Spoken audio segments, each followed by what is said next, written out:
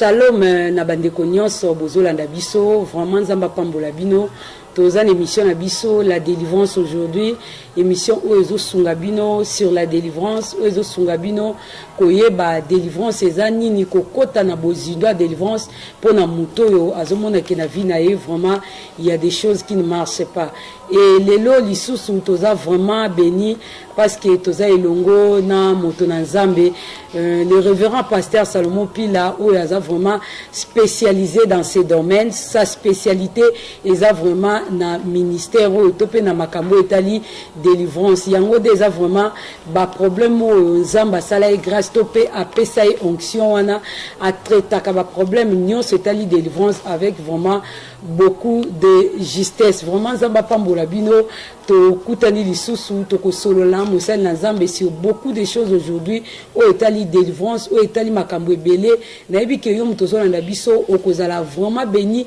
parce que cet homme de Dieu en l'onction et il a la matière pour ce domaine o eko bénir vie na yo o eko bénir vraiment vie chrétienne na yo et ko comme victorieuse parce que tu vas l'écouter avec beaucoup d'attention et au retenir makambo ebele o eko sala que ozala vraiment chrétien moko avec une victoire qui va durer. Pasteur, merci pour la disponibilité na yo bandeko bele ba olanda biso ce que koki vraiment ko saluer bango pour que to bande émission na biso. Merci beaucoup to saluer bango de partout ici ba olanda biso en Afrique, en Europe, en Amérique, partout ici ba ozongola olanda biso na mboka nyonso kolo Yesu Kristo pambola bango. Merci pasteur, merci Nabilu Bolanda biso partout bisika bozalinde pasteur alobi. Pasteur motuna nanga liboso ezana ngina tuna yo. Mais pourquoi parler de la délivrance na temps oyo batunyo so baza plonger vers les miracles batunyo so bazo lukaka kanzambe sala mais yo c'est basé kaka na délivrance ozo parler sur la délivrance ozo te ya batuka ka délivrance pourquoi parler de la délivrance alors que batu ba lukande miracle.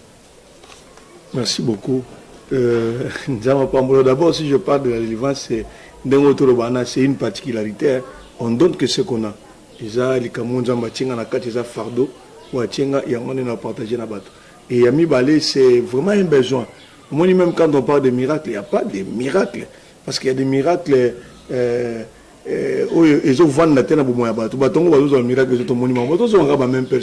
La délivrance, maman, c'est le chemin obligé. L'esprit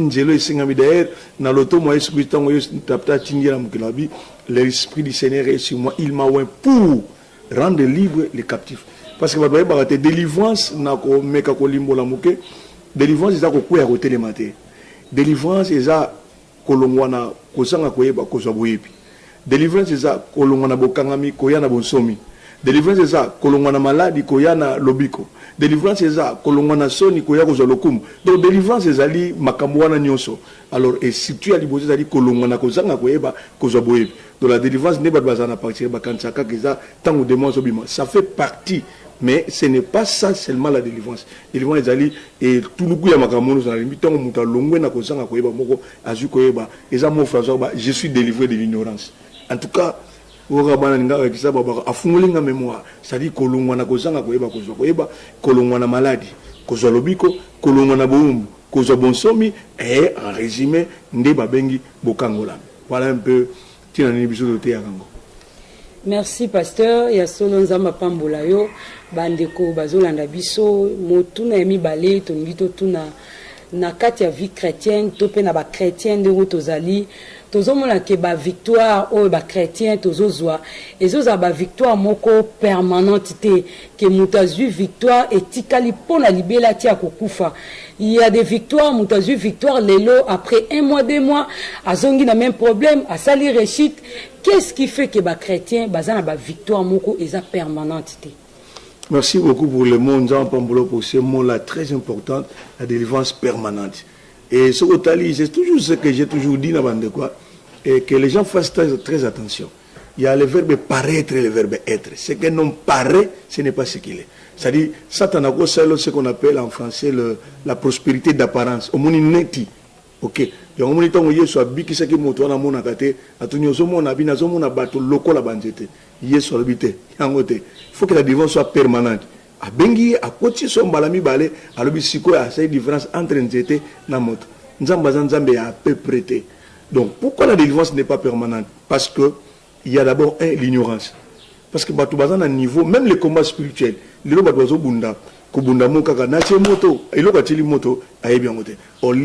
c'est l'arme efficace du diable.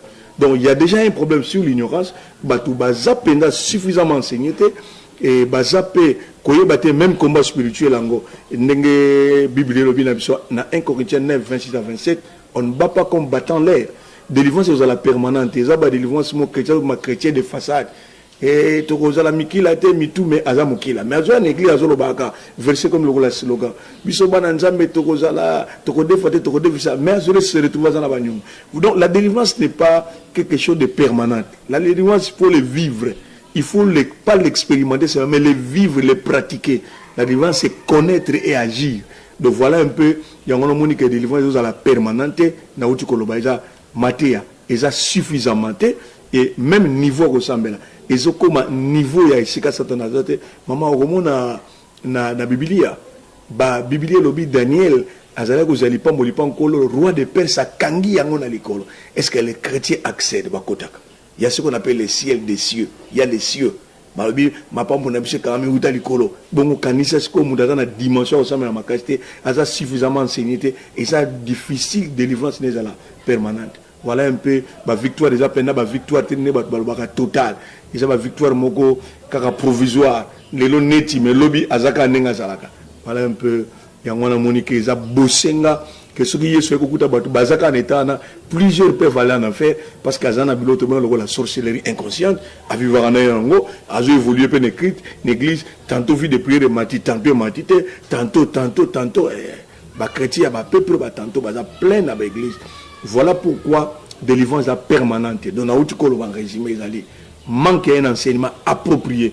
Moto ami yeba, ami sosola, à quoi comprendre. Parce que vous savez, maman chantait, il y a des gens qui prient sans but. Dans le sens où moto, moto, azaka kaboko sambela bo. Azui bilo kazolo bate, azui bilo kasalate, amataka mangenga kitaka. Dieu n'est pas un Dieu des ignorants.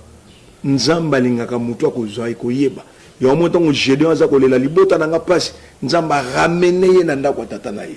A bandi ko la kise ninga kobuka yango. Ndia bimise ke poison la lisu muta machinité. Moi pratique la roi libella. Donc la délivrance c'est quelque chose qui doit être permanente. Il y a été kokeyi ozongi wana délivrance na quotidien.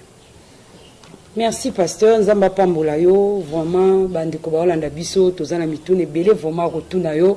Parce qu'en toi, il y a vraiment beaucoup de matières où tu peux puiser na kati. Nako zalaka na yo, kotanga moi, mate na yo, babuku oyo zoko bongisa ko bimisa bambule ko ya bande ko ba ozwata kotanga ngo. Tomoni o lobeli pe sur les lois établies. Yango to ngito tout na pasteur loi établie eza nini parce que toyebi ke ba loi ils arrendé pas ba juriste na mukilia to kutana na ba loi alors na matière na yo ba ton na livre na yo zo bongisa ozo lobela sur les lois établies. Qu'est-ce que une loi établie? Merci beaucoup maman Chantal. Na lingala kokela bandeko mobeko batia. Moni esika mobeko ezali babikolo bimibikolo bamboka eza ko ninga na likolo elo babengi mobeko. Mobeko ezali loko yo et sukisi moto. Mobeko ezali loko na kati ya mobeko limite ezali do okoko lekate. Mobeko oyo so balobi batia mobeko eza loi oyo eza établi. Et surtout na biso na yena na ba caractère juridique te ya mokili bona na biso na bonzambe. C'est tellement important so balobi une loi établie. C'est-à-dire bato batie mobeko wana ezala ba koko na biso ba ancêtre na biso kala. Bako kanga yango na likolo bakangi yango pe na se. Et ils prennent les cieux comme témoins et la terre aussi témoin. Na cieux tozana biloko lokola minzoto, tozana biloko lokola sanza, tozana biloko lokola lune. Do biloko wana nyonso na ba ange likolo nyonso eza témoin e kangi makambo wana. Alors moto na sa soka za kobika ako vivre épanouissement te parce que Bible lobi okotala te soki nzamba ko fungulo malingisi alola malingisi eza ko kangama. Donc une loi exemple Abraham akutay na nzambe. Bayokani ke bana na nyonso mibali bakobotama. Nzamba tie loi. Soki bakata mingenga te bakokufa. Nzambe aye kopona Moïse abengi ye amema ye akende kango la bana Israël.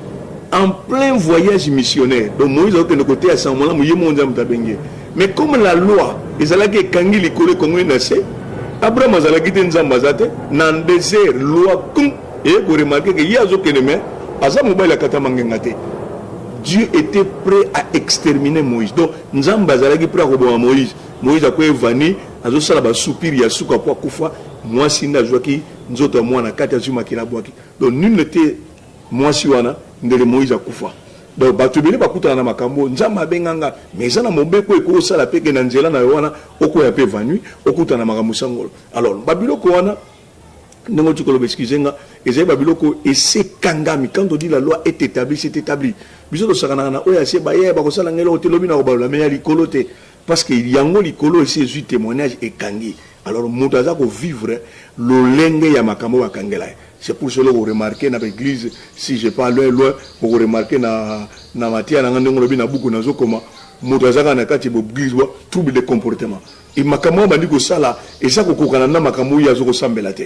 Oh, trouble de comportement ezali loi. A komi pembeni mbula bakufaka. A komi pembeni parce que il y a ko franchir le loko wana te. Nous le remarquons chez les chrétiens. Batu ba yeba yo mona azumisima. Azaki na zel makasi zele katani. Azalaki boye bangrosser. Moto mususu ko ebito ko porter jugement mbango pona mutu wana mais eza na likambo yela ki ya ngomoni ntoma pola zolo bana Bible lobini. Nazana posa ko sala mala mais mobeko ya mabeza na kati ya ba membre nanga. Donc, ils ont influencé, parce que c'est les cieux qui influencent la terre. Ils ont influencé, ils ont la difficulté, il y a ça, les Kamboa Kanti. Bon, là, moi, ils ont ayebi, ils ont mais mon beko, ils ont ça, la été, à Kokate. Et cette loi, et Kangami, n'a autoloba, nation, la spiritualité. Or, c'est le spirituel qui contrôle le physique. Mon temps, la difficulté à ça, là, oh, il y a l'inko ça. Il y a un abé au monde, un signe, trouble de comportement. Mon temps, là, qui vient du coup. Mona ba nusu nga kufa komi kanda akomi mawa maka atmosphère changer na vina yi mo zomi yebate leona la muki mabe et donc ezali mobe konde bandis ko sala ke kufa na yebi ndeko mo mwasi na mboka Angola azaki na sa mobe ko bango ba kufa na 30 ans akomi na 29 ans misala mobale bandi ko kufa mobale akomi ko sala ba accident mwasi akomi akani biloko yemo zongi pa na bango et akomi na ba comportement bizarre. Et heureusement, Dieu a fait grâce qu'à l'endroit dans la matière, à l'équipe de délivrance, nous devons mon bon azo remarqué tout le comportement, parce que loi et c'est commis et coquitangoana. Alors, nakati ya loi, réclamation ezali, limite paix ezali. Alors, parce que ça mon beko. Oyo tiate me batie là yo, ndenge batie là qui bana Israël. Moi non ça mobile robotama il faut kufa. Ezali mon beko. Voilà un peu et là qu'on est babengi loi établie.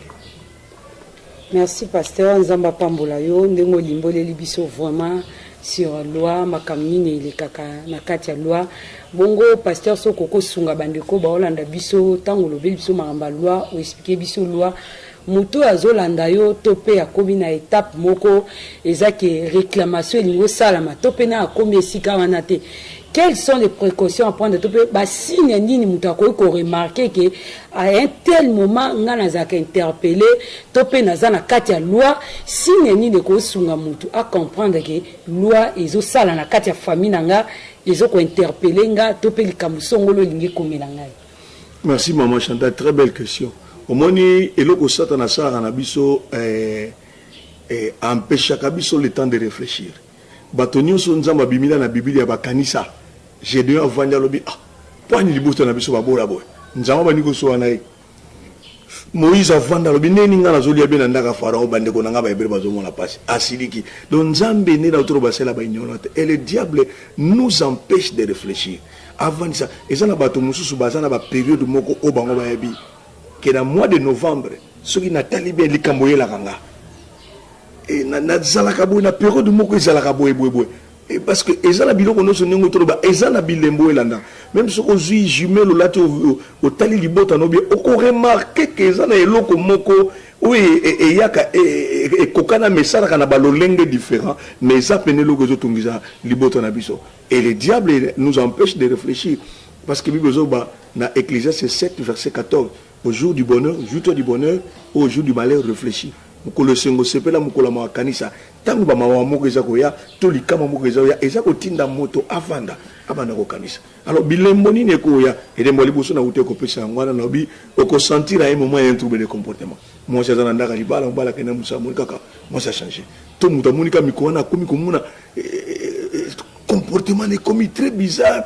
Parce que comme yo zakabote à un moment, ba mosusu ba kozala ko remarquer na manzoto bango des maladies périodiques. Donc à une période bien donnée, parce que comme Obeko, bon, maladie moko et bandi ko salaye, s'occuper à un moment et si ce que ça va utiliser, après 5 ans d'Akokufa, et 5 ans soigné à un moment donné, maladie. Au bateau, un système lunatique, c'est-à-dire, n'attend au moment où les malades à l'iboma, à un certain moment, l'iboma est et bateau, on a sous qu'on a Bakufa. Donc il y a une loi qui est déjà établie, et Zali Bakomo a remarqué maladie périodique, et qu'on peut ça la cahier, et bateau, on a remarqué, lorsqu'il y a une loi qui vous empêche de percer, on remarque que chaque fois que ça la likambo parce que il y a une loi limitation ce que comme juste au bord du succès il y a une limite soit a déjà l'ingé engagé balongoli musala soit mudalinga ko sécurité voyager à Koufi soit likambo moko ko yaka qui empêcher à comment na succès donc il y a ce qu'on appelle un syndrome juste au bord du succès ce qui peut être commis tous en andeko tout le témoignage naé de quoi préparer mikanda nyons tout pour comité en kene poto atie mikanda na sac azo kene po kene ambassade a comme nangela document même ke bungi sac ils a détruit ni loco sac bien fermé mais document bon parce qu'il y a une loi que yoko kenete alors loi na tongo sengi et ko lucas ko na réclamation ça likambo e ko empêcher okende donc batu batala ba vie na bango pena bien ko remarquer que à chaque fois moto alingia la kaya sale bolam soit c'est moto na moto a problème parce que yo za na se amobeko oyo ko sala Monsieur Sekokozala, Mouta Santake à un moment, Azaka humilié. Donc à un moment, soit à poser un acte, ou soit Bako se lié. Parce qu'il y a une loi qui est à cause de la gloire, à cause de vivre sengoté. Ou bien nous avons moi si mazana katia millier tam sur l'église ton un milliard boy à ça moi déjà ouais au bétalisona ben a comme une difficulté même à bas la toi s'épanouir dans millier wana parce que la loi d'humiliation existe loi na esambu saka kaka ça lui empêche de percer donc les babilo ekoya soit na un moment ba kosela ke likamoko eko sala ke crédibilité ne personnalité et sambwa pourquoi que empêcher à percer et ça peut ba signe ou ekoki ko accompagner moto oyo aza vraiment nasé à mobeko basi batiela donc nena utu ko baba salaka constant bible bi examine toi-même bazwa kata ko tala libota ko tala pe bomoine ngezo tambola makamoni yo sala parce que maman Chantal biso ba Kristo tous en amont maladie moko mone loko eza ko ya ils ont répété mais muta sala sembla ya ko tchelo ko naka pharaon tanga lo tindo to liboso lo tiami balé abenge batu ba ko limbola alinga été comme amisat biso mona muta forcer na likambo esimité mazo sala ko la forcer. Et c'est pour ça que les gens meurent dans des déceptions, ils meurent dans des problèmes, parce que les gens temps il y a côté mondial. On a autocorruption des bandes. Église, ils ont qu'à centre alléluia amen. Église veut ramener un enseignement très profond pour enseignement de la révolution, et la révolution va entraîner la délivrance. Ce que l'on est quotidien, délivrance est difficile. Et voilà, il y a notre coopération, on a quelques signes de coopération. Merci pasteur, Nzamba Pambola, vraiment bandeko baolanda biso. Na ibsaki bino na débit que nous sommes devant un professeur, c'est lui vraiment qui a la matière o ekosunga yo o zwa bokangolami na dimension oyo que la délivrance c'était parce que batebele ba kanta délivrance ne pasteur auto beza ko kweya des mois lobby à la muki alors que le professeur a démontré biso que eza bongote délivrance eza makambo ebele o ezokota na kati pasteur to moni na kati ya basine o epesi mutako remarquer kazana c'est la loi ou épingler likambo pe ya ba maladie alors lelo tozomona ba maladie ebele eza médicalement ils ont trouvé vraiment explication mais médecin zolo ba keza maladie boy et outil boy mais traitement ils ont prescrit pour la maladie wana so ba pesi en mutu ils ont simbaté maladie commis et bikakate donc ils ont guérité alors que médicalement ils ont une explication. Qu'est-ce qui fait que la maladie est comme ils ont guérissable était alors tu éviter est-ce que c'est vrai les maladies mystérieuses existent? Merci maman Chantal, les maladies mystérieuses existent parce qu'il y a des lois qui entraînent certaines maladies. D'ailleurs bandeko ba Holanda biso ba rozwa biso na netozo le kana Congo ça va o ba rozwa biso na Angleterre. Ils savent déjà que l'Angleterre est commis déjà que moi si abotami atuni ba kokone na ba maman ne soka yoki ke ba bela cancer ba kufa nango ya Michaeline hôpital avant ba kate mabele de bazo kata bana mabele déjà avant pour empêcher le cancer. Voilà déjà, ça c'est physique. Donc, Moutasali constate que quand on a un cancer, maman a un cancer, ma belle, il y a Mikati ma belle avant. Parce que déjà. Ça, c'est la médecine qui le permet. Donc, on est toujours qu'il y a ce qu'on appelle l'hérédité. Donc, la maladie peut être déjà transmission, on a une transmission mystérieuse. Et le moment maman et qui voilà un peu Babylone que les salama déjà dans mon kill nabiso. Alors, maladie mystérieuse existe. Je vais donner des exemples. Ndeko, Aza Kobela. Aza Kobela. Communément na Congo mais bien connu à Soufraganango. Si c'est une loi de la stérilité, donc il y a quoi comment les diables travaillent? Parce que le diable va bien risé. À cause ça, l'olène n'est pas même à la stérilité. À cause susciter tant que mutalo takabandoto, que azo sangana sala rapport sexuel na mutua éviter ton dengwana na kacha contact sexuel éjaculation zala. Ba supermotozi douane batamunda teni batayo muni logote mais koti yo c'est koti et que vendre na kacha matrice et sali otobenga ka dépôt satanique. Bas semence wana et que nous vendre yango ne ko boucher ba trompe to et ko créer ba fibrome na ba ovaire. Tant que fibrome ne ko mona na ba ovaire. Ce qui ba ken échographie et ko mona na. Mais tant que ba repasse là, ba mona ngote. Ba tebele baza ba tonga bango na rien, ba bimise loko ba logoti kuna ba laxi, mais ya yo ezate. Alors, qu'est-ce qui va se passer? Comme il y a cet esprit de la stérilité, alors, médecin, on a un esprit, l'esprit de l'erreur. À quoi toucher tant aux autres, il ne pas et toucher matrice. À quoi ça peut mouter, à ton organe de Gonabino, au bout de la caïta, moussa, au bout de la soutien à vie, n'est tout ça lié. Mouta comme stérile à vie, à Tikalibongo. Donc, la loi peut créer des maladies mystérieuses. Et maladie, on a ekokende koko gisaka, mon beko bâti la bino. Oyaka, à comment vous pouvez à la accident. Maladie wana la kalamukaka abikakate nengocholo bana nous avons des médecins qui nous envoient des gens un médecin moni pena qui se repose sa moto et ça sauté nazana ndeko moko awaka na RDC azo qui peut pas fonctionner na armée na biso azana ba mbeli opération 6 déjà auto bien ngabi pasteur banimba pasolanga 7e.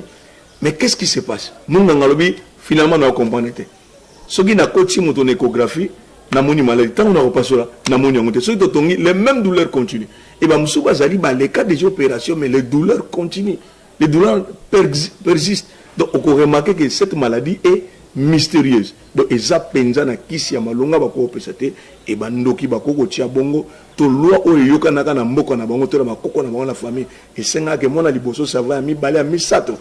Et autogo kangaye pour que ne sacrifice à makambwana et la loi est kangiye parce que la loi faut y bango ko leka et les qui mo liboso ba mona bana mibali nyoso babala kate ka basi ne babala ya basi nyoso basala kate donc ezan ndenge lo lenge kaka contrat oyo ba ancêtre ba ko signer na ténèbres to alliance au ba traité ne to to lo ba ya Abraham na Nzambe ezalaki ba nyoso mibali bakata mangenga avant Nzambe utiliser bango. Alors voilà un peu ndenge ma maladie mystérieuse. Donc il y a des maladies mystérieuses qui sont vraiment mystérieuses et ça ko nyoko la bana Nzambe mingi na ngina sunga ba ozali ba ko landa biso ba traîner mingi tela bopito ko za mbeli mingi baluka bato bazana ngolu o ba ko sunga bango bazana matière o sunga bango pour te besoin de délivrance parce qu'ils finiront kaka kokufa to ko me ba on a pas parce que diable a malin ayebi ke yozana sa mobeko boy akoko susciter loko moko songolo to likamu songolo. J'ai reçu maman Chantal une dame qui a le sida. Mais on a fait les tests 8 fois dans mobile, les mobiles aussi retrouvé dans le sida. Et moi, si on a bakufa, année na bango kufa yangwa. Abandi ko konda basé les tests na sida, mobile atamuke si déjà.